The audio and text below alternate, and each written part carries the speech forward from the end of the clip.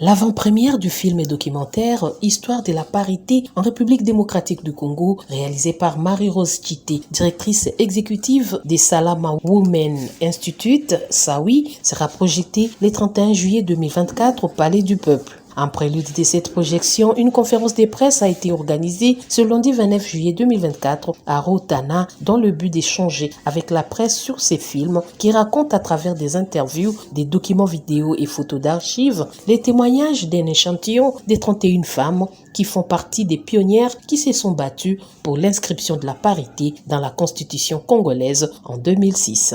4 de ces pionnières étaient dans la salle. Il s'agit notamment de Marie-Ange Lukiana, de Faïda Mwangilwa, de Florence Boloko et de Anne-Marie Makombo.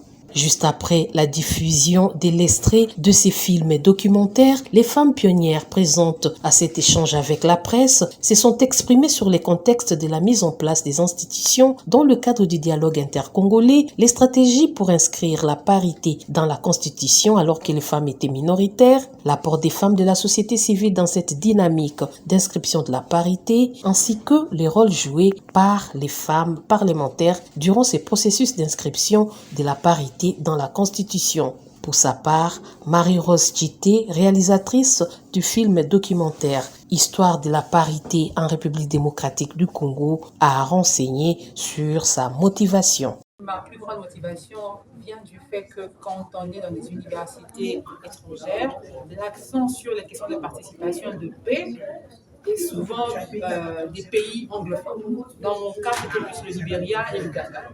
Et donc, c'est là que je réalise avec des professeurs qu'il n'y a pas assez de documentation sur les femmes congolaises pionnières qui se sont battues au processus de paix. C'est-à-dire qu'il y a des femmes qui ont fait 52 jours à Sun City dont les histoires ne sont pas suffisamment connues. Comparé au Libéria qui a suffisamment documenté quand est-ce qu'ils ont enfermé les hommes, quand ils ont eu le processus de paix en 2005. Si vous regardez bien, le Libéria c'est en 2005. La RDC c'est en 2003 qu'on a un processus de paix. C'est-à-dire que notre histoire vient avant. Vous allez donc voir que les anglophones mettent un accent à vendre leurs histoires dans les universités américaines et nos histoires ne sont pas connues. Donc quand on me dit dans un auditoire que non, il n'y a pas assez de documentation chez les femmes congolaises, moi je dis non, c'est pas vrai. Mais j'avais quand même l'appui des profs qui dit ok, pourquoi ne pas alors d'engager sur ce chantier-là. Il s'est dit rappeler que ces films documentaires réalisés avec le soutien de plusieurs partenaires, dont ONU Femmes, relatent une histoire des femmes de la République démocratique du Congo qui ont permis à ce que le pays soit le premier en Afrique francophone à inscrire la parité dans la Constitution.